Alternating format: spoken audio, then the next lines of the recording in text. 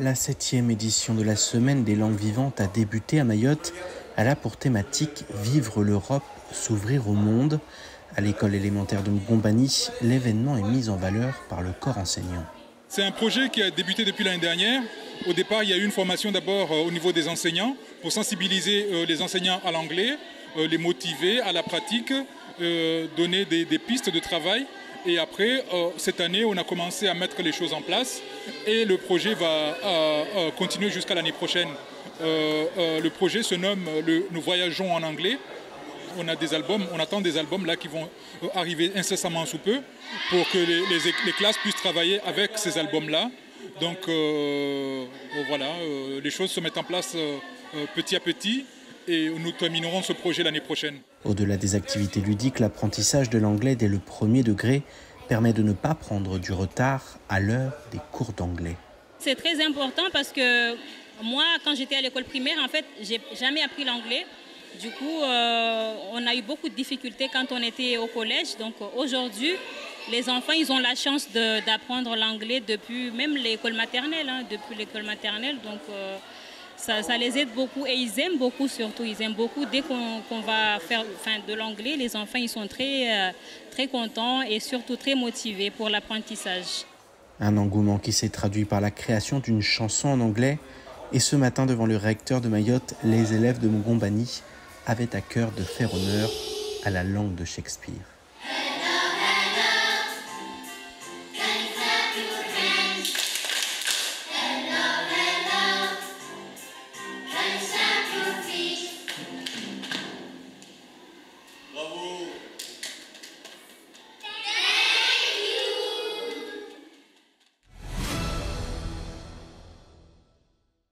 L'iconothèque historique, comme je le disais, est un projet du département de La Réunion qui associe plusieurs territoires partenaires.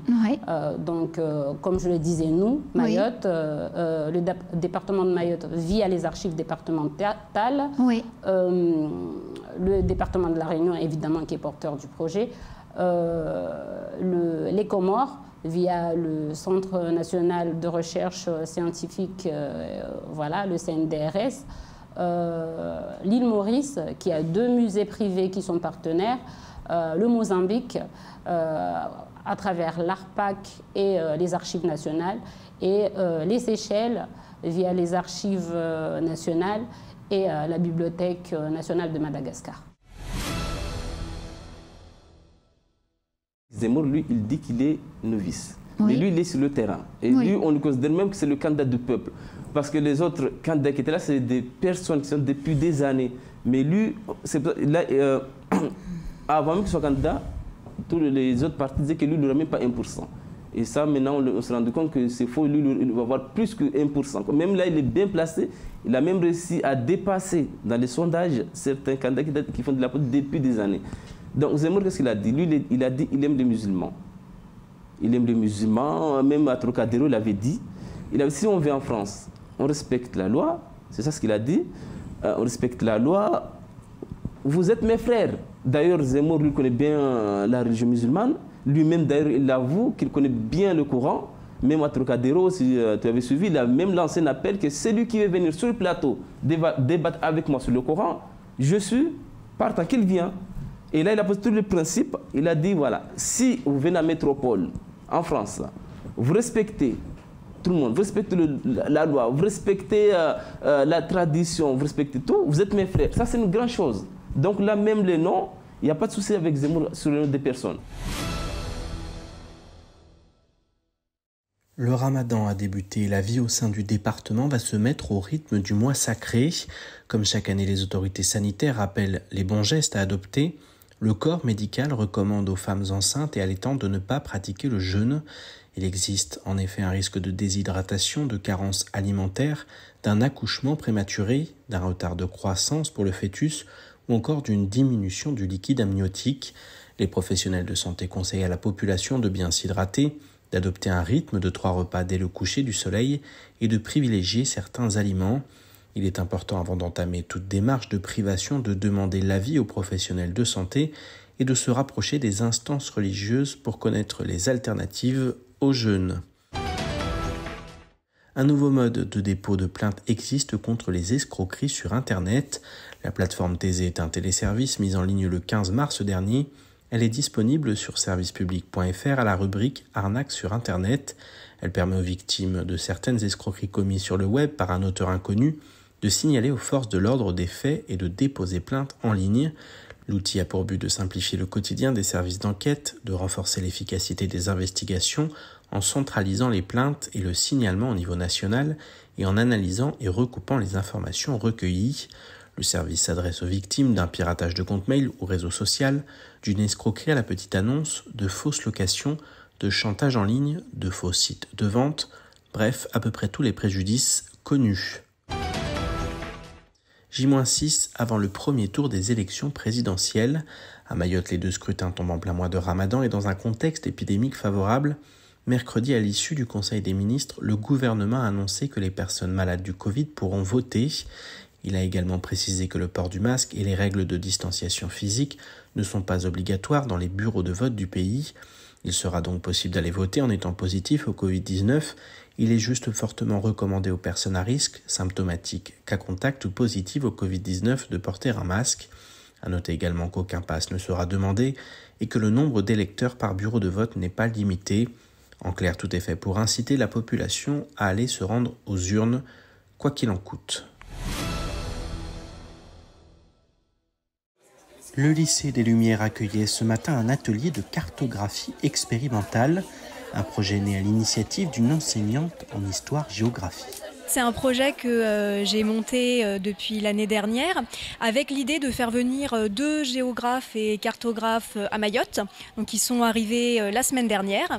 Donc il s'agit de Florence Troin qui est cartographe et géographe à l'université de Tours et de Philippe Rekasevitz qui est intervenant à l'université d'Oslo, donc en Norvège.